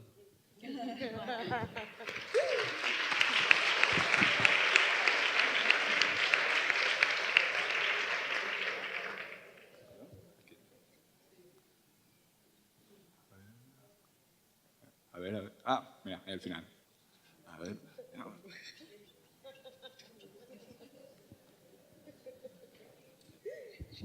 Hola, yo soy Adrián, vengo de Granada también y en realidad no quería hablar yo. Quiero hacer una apelación a una compañera de Bastalla Málaga y una resi que me han contado lo que ha sucedido en Andalucía recientemente, que es que a los R4 les han, hablando del tema de las amenazas a la longitudinalidad, por ejemplo, que a las R4 les han hecho firmar un contrato que los vincula a un contrato de dispositivo de apoyo durante 1 año o algo así, 6 meses. ¿Dónde están las compañeras? No se están. Allí. Allí.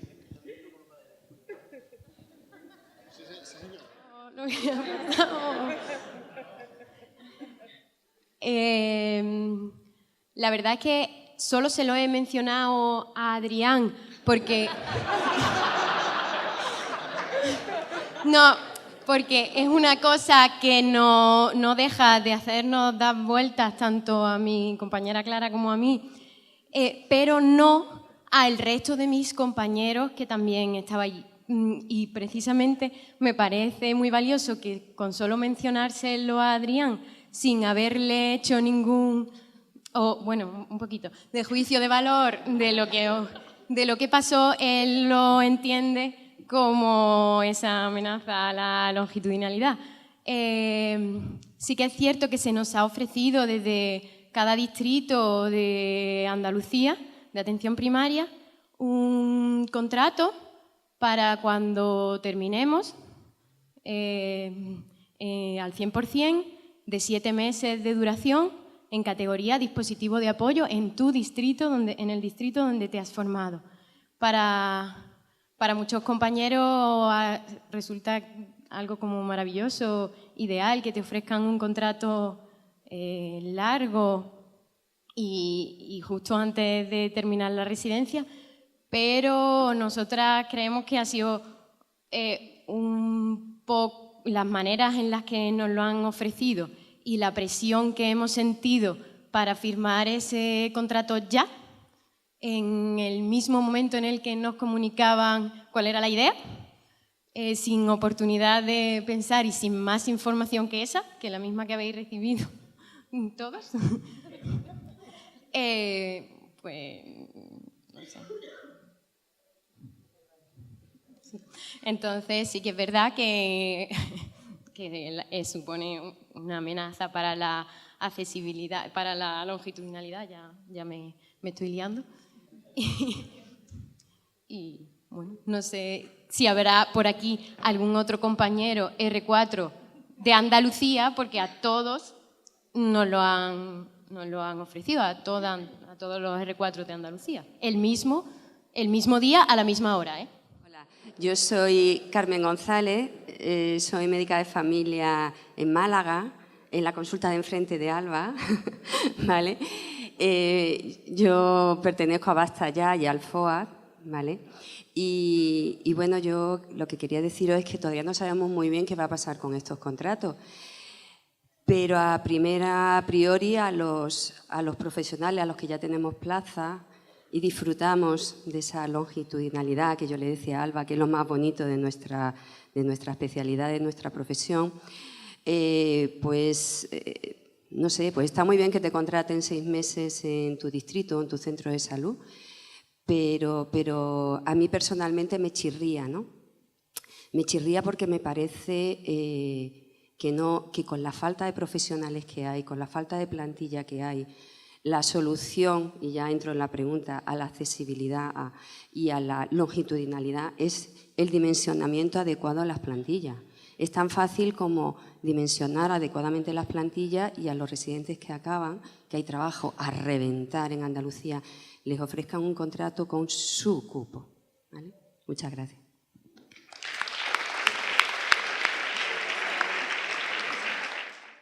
Hola, buenas. Yo soy Belén, soy médica de familia en Baleares, acabé el año pasado. Y bueno, primero quería agradeceros la ponencia porque me ha parecido una pasada. Me encanta cómo la habéis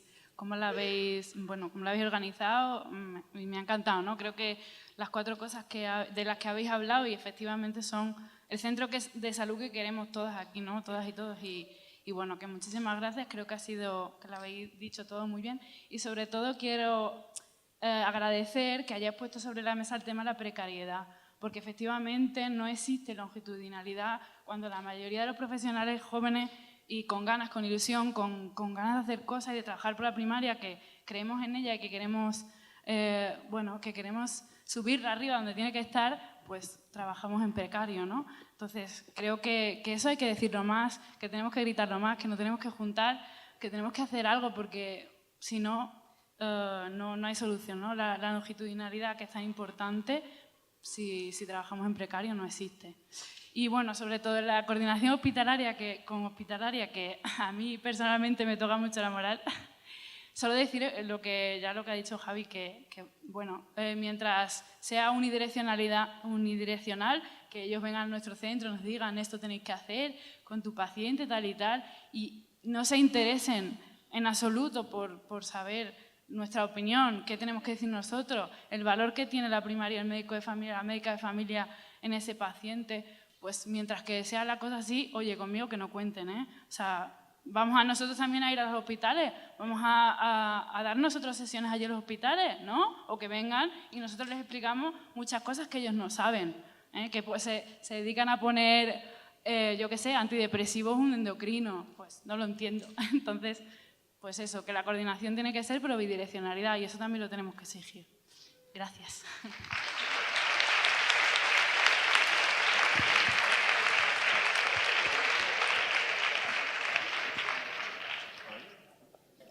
Hola. Lo primero, agradeceros que la charla ha sido estupenda. Bueno, yo soy John, soy médico sustituto, como me llamo, en Vizcaya. Respecto a por una parte, la longitudinalidad, si tenemos unos contratos precarios, en Vizcaya, o sea, en el País Vasco en general, están empezando a ofrecernos contratos de 1 año en una comarca. Hay un plan previsto que ya va más allá de sustituciones, sino crear plazas fijas en una comarca para cubrir todo, pero ya con tu plaza. En plan, no, ya te doy la plaza, pero sigues cubriendo la mierda. Entonces, lógicamente, eso nos ha empezado a chirriar mucho desde allí, se está empezando a hacer mucha crítica en eso, pero siempre viene de arriba, pero no nos preguntan a los de abajo. En ese sentido, A veces prefiero tener un contrato de 1 mes o de 4 meses que estar 1 año puteado, porque si no les mando a la mierda. Y al final dicen que no hay gente, pero porque no es porque no queramos trabajar, sino porque si te marean de un lado para otro, no quieres esos contratos de 1 año para que te den vueltas. Y respecto a la accesibilidad, que es otro de los puntos que me parece muy importante, porque allí lo estoy viendo desde que se ha creado un hospital nuevo en 30 años, el primer hospital en Euskadi. Desde que hay más accesibilidad, tú generas más hospitales, más cosas, todo 24 horas, el paciente ya dice, joder, si lo tengo a lo de casa, voy al hospital. Si creamos políticas para que el paciente pueda venir al médico porque su trabajo no le dejan ir de 8 a 3 del mediodía porque trabaja de 8 a 8, acaba yendo a un hospital, acaba yendo a un punto de atención continuada. Ya no es un problema de la accesibilidad no es un problema de que nosotros seamos más accesibles, sino que haya políticas de empleo, políticas como los convenios antiguos que ya casi ni existen. Esas políticas se tienen que volver para que ese paciente pueda ir a su médico de familia en horario laboral y no le pongan pegas ni por haber venido al médico le quiten horas. O sea, eso hay que empezar desde políticas de más arriba, no solo vamos a hacer de 8 a 8 o 24 horas si el paciente va a ir cuando salga de trabajar. Yo creo que esas dos cositas.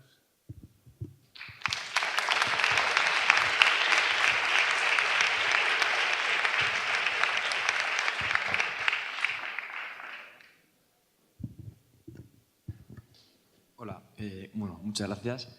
Yo soy Íñigo, soy R1 de Móstoles, desde el Centro de Salud de Prestación Sabio. Y yo, al hilo justo de lo que comentaba el compañero de la accesibilidad, a mí también lo que más me llama la atención, que también lo veo, pues probablemente como muchos y muchas de nosotros, en la urgencia o en el centro de salud, es lo que comentabas de accesibilidad, pues eso, que hay muchos pacientes que vemos que llega un punto en que a muchos no les importa tampoco con qué médico verse, con tal que les vea a alguien lo antes posible, ¿no? Otros evidentemente, igual nuestros más mayores probablemente nos enseñan mucho de cómo valorar el hecho de tener un médico o una médica que les haya seguido durante mucho tiempo, ¿no? Pero a mí, que acabo de empezar, pues, y también es algo que me comenta mucho mi tutor, que es algo que a él le chirría mucho y a mí me lo está también contagiando, pues eso de que hay pacientes que les da igual quién les vea, ¿no? Y contarle que les vea a alguien, y mucha gente que incluso igual no tiene también mucha lista de espera en su médico de cabecera, viene a urgencias, porque igual porque es algo inmediato y que se le va a atender, ¿no? Entonces, creo que evidentemente la estructura y la precariedad y cómo está la estructura también, lo que contaba el compañero, ha fomentado eso también. Y a mí, o sea, no es tanto una pregunta, sino una reflexión de cómo hacer esto, ¿no? ¿Qué podemos hacer nosotros para modificar esta conducta, o cómo podemos ofrecer ese espacio para que el paciente sienta que debe acudir a alguien como referente, ¿no? También igual tiene que ver mucho con la sociedad líquida, con la inmediatez, ¿no? O con estas aplicaciones, ¿no? De contarle que me vea alguien me da igual, ¿no? Pero a mí es algo que me preocupa, porque eso también pierde longitudinalidad, o sea, está muy relacionado con la longitudinalidad, ¿no? Pues y entonces está como estas 4 cosas que comentamos están todas muy relacionadas entre sí, ¿no?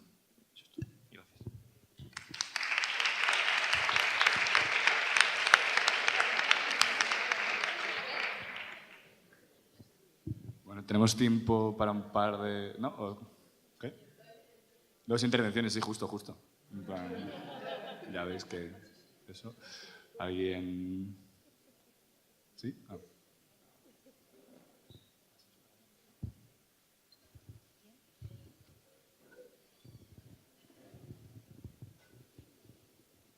Hola, yo soy Clara y soy residente R3 de familia en Montmeló, que está cerca de Barcelona. Y, bueno, así muy rápido quería compartir lo de la e-consulta, que no sé si a todo el mundo le suena o está en todas partes, no lo sé, lo desconozco, pero la e-consulta es un sistema de mail en que el médico de familia puede contactar con los pacientes. Entonces es como un método de accesibilidad que hay, que yo al principio pues tenía como bastantes inquietudes en qué significaba esto, si la gente iba a consultar por cosas de baja complejidad que se pueden resolver en el seno de la comunidad y que ahora de repente pues mandas un mail, o si las personas que reciben los mails ya tienen suficiente trabajo como para encima estar mirando más pantallas. Pero lo que veo, al menos mi tutora, que es como la referente de esto, pues que está muy motivada y que cree que es como establecer diálogo, conocer más a la persona, sacar miedos y rebajar mucho la demanda asistencial. Y esto, quería compartir esto.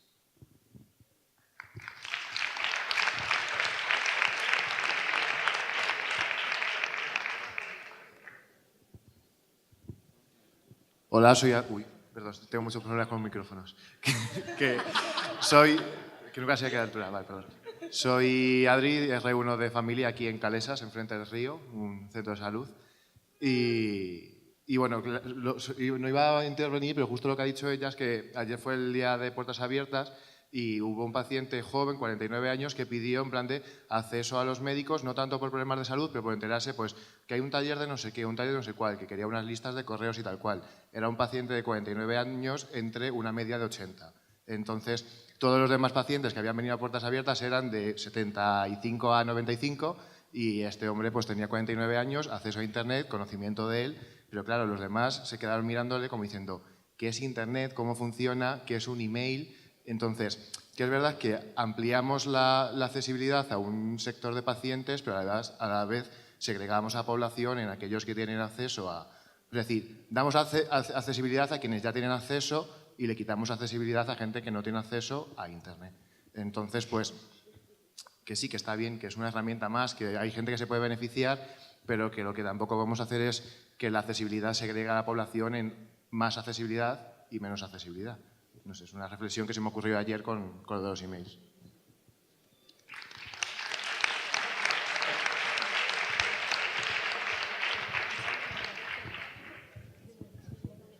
Bueno, pues última intervención y no sé si nuestras ponentes quieren cerrar ¿Queréis decir algunas últimas palabras para...? Nada, que muchísimas gracias por todo, por compartir, por escucharnos y por la experiencia y agradecer y a todos los que no están en la mesa que también han participado en esto. Ya está, que muchas gracias. Seguimos. Pero me da puro. Bueno,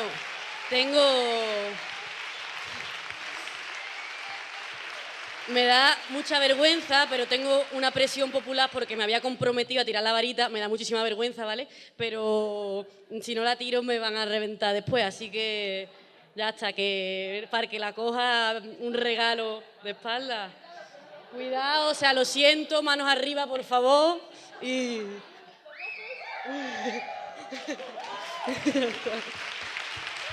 Perdón. Bueno, pues muchísimas gracias a nuestras ponentes. Ya han recogido la varita, le toca montar una sesión a esta chica para la siguiente. Y nada, daros las gracias también a todos por venir. Mañana a las 9:30, sabéis que empiezan... vale, pues nada, me callo.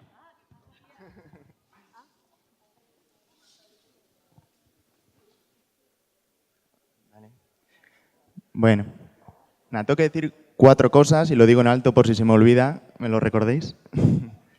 La primera es que mañana empiezan los talleres a las 9:30, ¿vale? La que llegue tarde no pasa nada porque hay un parque precioso ahí para darse un paseo, ¿vale? Pero si empieza a las 9:30 hay que estar ahí cuarto, ¿vale? Hay que intentar estar ahí cuarto, simplemente. En esta hojita, por la parte de atrás, pone la sala donde se hacen los talleres, ¿vale? Naves de terneras aquí, terrario y el EVA, que sale aquí en el mapita donde está exactamente, ¿vale? Si no ponéis espacio vecinal de Arganzuela en Google Maps y os lleva. Más, el catering. Aquellas personas que necesiten una dieta especial, tenéis que poneros en contacto con Miriam. Estará por ahí mañana, ¿vale? Ya sea para celíacos, vegetarianas, lo que haga falta.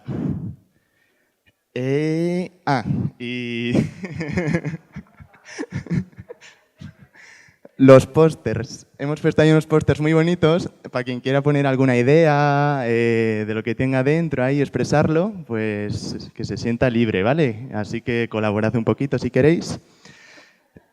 Y luego me han dicho que no se entiende el logo. Esto es una serigrafía del barrio, ¿vale? O sea, en realidad es una idea muy bonita, pero que... Y lo de arriba son 2 manos tejiéndolo, ¿vale? Estamos tejiendo barrio.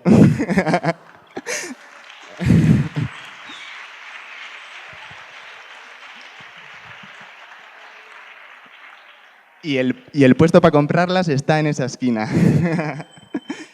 Vale. Esta campana que no se ha oído. Bueno, ahí. Bueno, y ya por último y lo más importante, vamos a poner un vídeo de Yo sí, Sanidad Universal, que se puede decir igual que es incluso el 5.º atributo. Y bueno, aquí tenemos a Antonio Saiz, que viene en representación, ¿vale? Adelante. ¿Dónde tenéis el vídeo? ¿Este de aquí? Este de aquí, ¿no?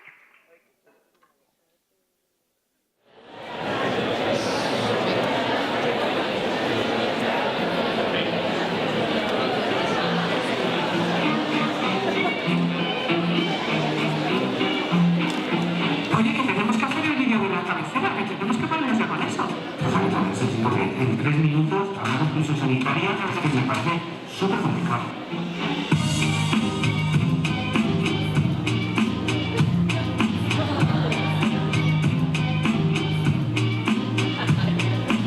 La solución existe, toma 1. Desde abril del 2012, con el decreto de exclusión sanitaria, nuestra sanidad dejó de ser universal. Se excluyeron las personas sin permiso de residencia. A ver, yo creo que esto queda un poco teórico y igual necesitamos un plano un poquillo más fresco, ¿no? Toma 7. La exclusión sanitaria existe. Y lo sabes. ¡Dame coña! Toma 10. Igual pensáis que la exclusión sanitaria se ha solucionado con las normativas que han sacado algunas comunidades autónomas. En realidad somos un patio. Mi médica piensa que atiende a todo el mundo, pero algunas vecinas no pasan de mostrador. El problema con la exclusión ahora es que no es un muro que se ve, es un campo de mina. El derecho a la salud. Toma 11. Pues no me vas a... Toma 48. El derecho a la asistencia sanitaria y a la salud es un derecho fundamental reconocido internacionalmente. ¿Pensáis que unas personas tienen más derechos que otras? ¿Y si llaman a tu puerta, les atenderías? Y si no pasan del mostrador, dejan de ser cosa tuya. Oye, ¿y vosotros sabéis qué fue de los más de 3.000 médicos que objetaron el decreto en 2012? Buena pregunta. Lo comunitario, toma 72. ¡Ay! Lo comunitario es importante. Has estado seguida. Pero es que esto es para carretera. Esto es controlar un montón. Toma 73. Pero es que si nos llamamos especialistas en enfermería o medicina familiar y comunitaria, nuestro apellido comunitario implica la comunidad. Toda la comunidad, no puede faltar una parte. Y si falta, será nuestra responsabilidad salir a buscarla, al mostrador, a la calle, al barrio. ¡Corte! No sé, parece que estás echando la bronca a la gente y creo que eso tampoco es. Pues yo no sé, pero se trataba de dar un mensaje contundente, ¿no? Pero si es que yo creo que los profesionales no nos estamos enterando de lo que está pasando. Ya, pero es que yo creo que con este vídeo no puede quedar el mensaje de pues haré lo que pueda, haré lo que pueda. O sea, tiene que estar todo el mundo dentro del centro de salud, que pueda entrar. Y hasta que no esté todo el mundo dentro no paras, ¿no? Toma 75. Hay que ponerse las gafas de la exclusión sanitaria. No sé, a mí esto de las gafas me convence, creo que está como visto. Pues a mí me gustaba. Propuestas, toma 85. Ya lo digo. Pues digáis cosas que puedan hacer. Pues a ver, no se me ocurre mucho, pero vamos, aparte, estos son los de la cabecera y no se les ocurrirán a ellos cosas que hacer. Juntarnos. Averiguar qué están haciendo en nuestras unidades administrativas. Interpretar las normas a favor de las personas. saltarse la norma, vaya. Vaya, pero eso no se puede decir. Hacer sesiones en los centros. Informar a los colectivos de personas excluidas. Denunciar públicamente. Remitir cada caso a nuestros superiores para ver si se atreven a denegar la asistencia. Acompañarnos. Seguir atendiendo. Es la primera vez que hacemos un vídeo para alguien. Esta gente mola, ¿no? Esta gente es el futuro. Y ¿les parece que se entiende bien el vídeo? Creo que sí. Bueno, porque hay que enviar algo. Y si no, el año que viene les hacemos un taller. Pero nos va a mandar bueno, ¿no? Bueno, creo que sí.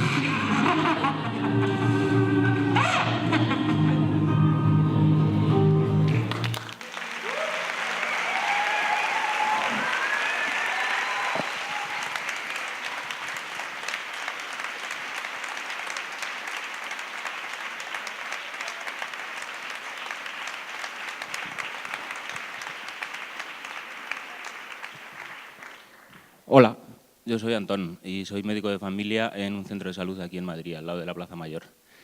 Y no tengo mucho más que decir, porque creo que el vídeo explica lo que queríamos contaros hoy. Solo agradecer a La Cabecera, que nosotros somos muy fans de La Cabecera desde su nacimiento, que nos cedan un espacio para llamaros a colaborar.